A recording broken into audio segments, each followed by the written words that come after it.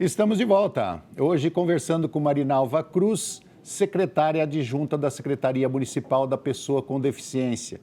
Marinalva, nós falamos no último bloco algumas expressões assim que estão embutidas no diário das pessoas, que tem ali um pouquinho, mesmo que elas não percebam, tem um pouquinho de discriminação. E você citou algumas. Eu, por exemplo, já ouvi pessoas dizerem assim, nossa, o Roberto é deficiente, mas ele é tão ativo, né? Ele continua ativo, continua trabalhando. A gente percebe, eu não falo nada porque às vezes isso vem da família mesmo. Tem algumas frases dessa que você percebe a discriminação e que você já ouviu e às vezes até te incomodou? Tem várias, mas Imaginei.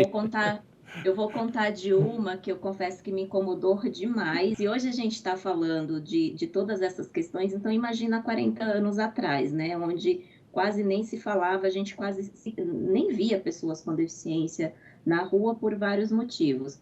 E eu nasci numa cidade do interior de Pernambuco chamada Canhotinho. Vim para São Paulo no final de 88, comecinho de 89, e estou aqui até hoje. Mas os meus pais continuam morando lá, enfim, e sempre que eu posso eu vou lá visitá-los. E em uma dessas viagens, né, estava com meu irmão no carro e a gente encontrou um colega do meu irmão, amigo do meu pai, que já não me via há anos, né? E eu do lado, o cara sequer falou comigo e aí falava com meu irmão como se eu não existisse. E aí falou pro meu irmão, né? Ah, essa é a sua irmã que tem problema? Ai, gente, essa acho que foi a pior, viu? E aí eu juro, naquele dia eu não fui nem um pouco assim delicada. Eu falei para ele, olha, bom dia, né? Eu falo, viu? E pode perguntar para mim, porque eu tô aqui. E eu tenho problema assim amoroso, financeiro, mas a minha deficiência não é um problema, tá? É só uma deficiência. E aí ele ficou assim meio sem graça, mas juro, naquele dia eu não consegui falar, porque eu estava do lado e ele falava como se eu não existisse, né? Então isso me incomodou bastante. Mas tem muitas, né? Essa coisa de que, nossa, falei com você por telefone e agora te conhecendo pessoalmente, nem parece que você tem deficiência. Isso também incomoda demais. Isso já aconteceu comigo. Eu estava numa ótica e a atendente, eu na frente da atendente, aqueles guichezinhos, e ela olhava para cima e falava com a minha esposa. Aí eu peguei e falei, bati na mesa assim, fiz assim, tô aqui, ó. Você vai conversar comigo ou com ela? Você vai atender a minha esposa? Não é ela que está precisando de óculos, sou eu. Então, por favor. Aí a moça olhou para mim e falou assim, o senhor me desculpa. Eu falei, não desculpo não. Eu falei, não desculpo não. Você está pensando que isso é o quê? Então, eu também sou grosso quando entra uma frase dessa que chega a ofender, uma atitude que parece que você é zero, entendeu? Você acha que essas frases, elas deixam assim, como que normalizando o capacitismo, esse número de frases, essa forma das pessoas se dirigirem, você acha que normatiza isso? De certa forma, sim. Quando eu ouço coisas dessa natureza, né, seja comigo mesmo ou com alguém que está comigo, né, com deficiência visual, pessoas que usam cadeira de rodas, com deficiência intelectual, então, as pessoas têm mania de achar que são crianças, né? Então, no primeiro momento, eu tento, fazer a pessoa entender que não está certo, sabe? Aquela abordagem, aquela colocação. Então, eu tento explicar, eu sempre procuro partir do princípio que a pessoa foi educada daquela forma, que ela nunca interagiu com ninguém e que, às vezes, ela pode estar usando, né, daqueles argumentos, utilizando-se daquelas frases para meio que minimizar, porque é esse o sentimento que eu tenho às vezes. Parece que as pessoas têm receio da palavra deficiência. E você já percebe isso, às vezes, na própria família, né? Quantas mães eu já não atendi e que elas falam, ai, meu filho é especial. E aí eu falo, puxa vida, mas tem dois, três filhos e só um é especial?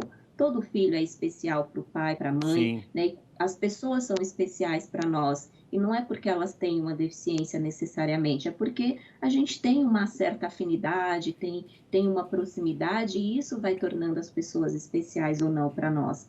Então, eu acho que, de certa forma, tem relação com isso, sim, e é, de novo, fruto desse jeito que a gente foi educado, né? Desse padrão aí que a sociedade criou e que a gente achou que tinha que ser assim, e continua ainda muita gente pensando assim. Ô Marinalva, você falando, eu lembrei de uma entrevista que eu fiz com uma garota que tem nanismo, que ela tem nanismo, né? Não tinha, ela está viva, então ela tem nanismo.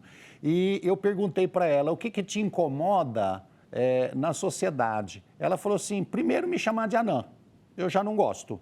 Eu sou uma pessoa com deficiência, tenho nanismo, mas tem alguma coisa que pior. Ela falou assim, quando me chama de anãzinha, né? Anão já é pequeno, me chama de anãzinha, eu fico mais irritada. Eu falei, tem alguma coisa assim que te dá ódio? Ela falou, tem. Eu falei, o quê? Depois de anãzinha. Ela falou assim, alguém que chega e fala assim, ai, que tchutchuquinha linda.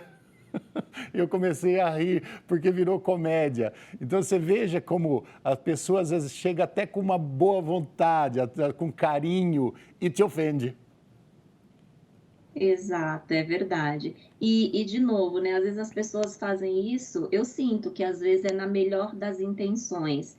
Só que, puxa vida, né, para um pouquinho e pensa, não é uma criança, não é porque, por exemplo, eu tenho 1,37 m, né, bem esticada, assim, contando o último fio do cabelo, né, e não pode esquecer desse detalhe. Esses dias foi até engraçado, né, eu faço acompanhamento por conta da escoliose que eu tenho, que é bastante acentuada, que é por conta da escoliose que hoje eu sou uma pessoa com deficiência.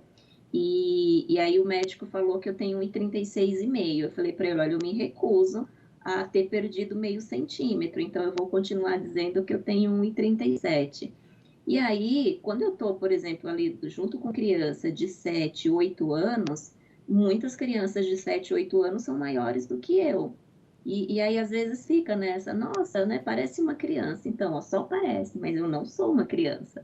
Eu tenho tamanho, mas olha as rugas aqui que você já vai perceber que não trata-se de uma criança. Então, às vezes, as pessoas falam, acho que para parecerem simpáticas, mas o parecer simpático, sabe aquela coisa quando você fala algo que não devia e tenta corrigir, aí quanto mais você se explica, mais se complica?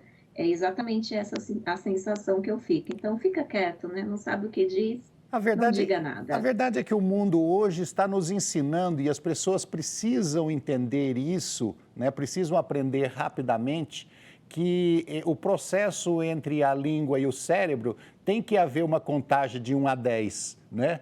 Porque o emocional é instantâneo, né? O racional ele demora um pouco mais. Então, acho que se as pessoas medissem um pouquinho mais de 1 a 10, que é exatamente o tempo, que essa frase antiga, conte de 1 a 10 antes de dar a resposta, isso, os antigos tinham razão, e sem saber por quê, é porque o racional nosso demora esse um segundinho para entrar em ação. E a partir do momento que as pessoas pensarem um pouco mais antes de soltar a língua, o mundo vai ficar melhor, né? Sem dúvida. E eu acho que nós, pessoas com deficiência, a gente tem um papel importante também nesse processo, né? A gente também precisa se conhecer mais.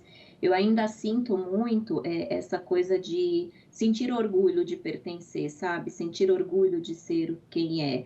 E claro que isso é um processo de mudança, né? Que não vai acontecer assim da noite para o dia, porque muitos de nós, né, realmente fomos criados e educados dessa forma, meio que nos colocando numa posição inferior aos demais. E eu acho que está na hora de nós também termos essa mudança. A gente precisa ter orgulho de ser quem nós somos, né? Não ter vergonha de ser quem nós somos. Sim. E conhecer também sobre os nossos direitos para poder reivindicar, porque eu acho que tem a ver com o que você ia falar agora, de acessibilidade, né? Sem que a gente tenha também espaços, tecnologias, acesso em igualdade de condições, a gente vai continuar meio que um passo atrás, e não é porque somos menos capazes, mas é porque não está dando, não está se oferecendo as condições adequadas. Então você já respondeu, a falta de acessibilidade ela está enquadrada no capacitismo. Sem dúvida alguma. É tanto que, se a gente parar para analisar, quando a gente fala de acessibilidade, de adquirir recursos de acessibilidade, de implantar acessibilidade, de tornar um site acessível, de se comunicar de forma acessível, de lembrar da Libras, da legenda, da audiodescrição, a primeira coisa que aparece aí é a palavra custo. ninguém fala que é um investimento. Isso, para mim, já é de certa forma, capacitismo, porque se a gente entende, por exemplo, vou pegar aqui de novo o exemplo na área do trabalho.